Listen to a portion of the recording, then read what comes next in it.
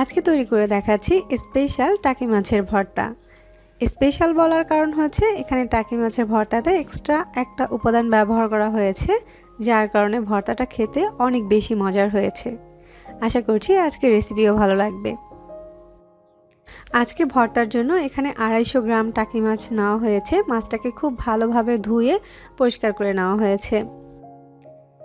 এবার এই মাছের সাথে পরিমাণ মতো লবণ দিয়ে দিচ্ছি, হলুদ গুঁড়া দিয়ে দিচ্ছি হাফ চামচ, লাল মরিচের গুঁড়া দিয়ে দিচ্ছি 1 চামচ।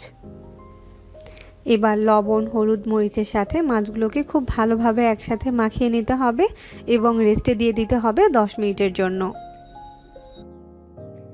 মাছগুলো ভাজার জন্য চুলায় একটা কড়াই বসিয়ে দেওয়া হয়েছে এবং সেখানে 3 টেবিল চামচ পরিমাণ রান্নার তেল দিয়ে দেওয়া হয়েছে। এবার টাকি মাছগুলোকে খুব ভালোভাবে উল্টে পাল্টে ভেজে নিতে হবে। মাছের একটা সাইড হয়ে গেলে অন্য একটা সাইড উল্টে দিতে হবে। মাছগুলো বেশ কয়েকবার উল্টে পাল্টে ভেজে নেওয়ার পরে কিন্তু এগুলো খুব ভালোভাবে ভাজা হয়ে গিয়েছে। এখন এগুলোকে কড়াই থেকে তুলে নিচ্ছি আর মাছের ভিতরে যে কাঁটা আছে সেগুলোকে খুব ভালোভাবে বেছে নিচ্ছি। এখানে ওই একই কড়াইতে সরিষার তেল দিয়ে দিচ্ছি 2 চামচ পরিমাণ, আর এখানে কয়েকটা শুকনো মরিচ নিয়েছি, সেই মরিচগুলোকে এই তেলের সাথে খুব ভালোভাবে ভেজে নিতে হবে। মিডিয়াম হিটে মরিচগুলো খুব সুন্দরভাবে ভেজে নিয়েছি। এখন এগুলোকেও একটা বাটিতে তুলে নিচ্ছি। একই তেলের ভিতরে কয়েকটা কাঁচামরিচ দিয়ে দিয়েছি আর 2 কোয়া রসুন কেটে সেটা দিয়ে দিয়েছি। এবার রসুন আর মরিচটাকেও হালকা করে ভেজে নিতে হবে। এখানে 2-4 মিনিটের মতো রসুন আর মরিচটাকে ভেজে নিয়েছি। এখন এর সাথে আমি অ্যাড করে দিচ্ছি হাফ কাপ পরিমাণ কুচি করে রাখা পেঁয়াজ। পেঁয়াজটাকেও এই তেলের সাথে হালকা করে ভেজে নিতে হবে। যারা কাঁচা পেঁয়াজটা খেতে পছন্দ করেন তারা এই ভর্তাতে কাঁচা পেঁয়াজটাই ব্যবহার করতে পারবেন। তবে যদি পেঁয়াজটা ভেজে তারপর ব্যবহার করা হয় ভর্তাটা কিন্তু অনেকক্ষণ পর্যন্ত সংরক্ষণ করা যায়। এবার এগুলোকেও কড়াই থেকে একটা প্লেটে তুলে নিচ্ছি। আজকে ভর্তাটা তৈরি করার জন্য এখানে একটা মিক্সিং গ্রাইন্ডার নিয়েছি। আপনারা কিন্তু চাইলে ভর্তাটা শিলপাটায়ও করা যাবে।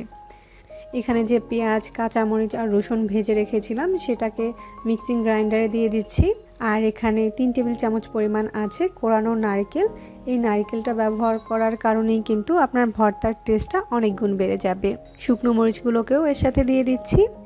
আপনারা নিশ্চয়ই খেয়াল করেছেন এখানে কিন্তু আমি মাছটাকে গ্রাইন্ডারে দেইনি, মাছটা আমি আলাদা কাটা বেছে নিব। আর লবণ দিয়ে দিয়েছি পরিমাণ মতো। এবার এই সব কিছু মিহি করে গ্রাইন্ড করে নিতে হবে।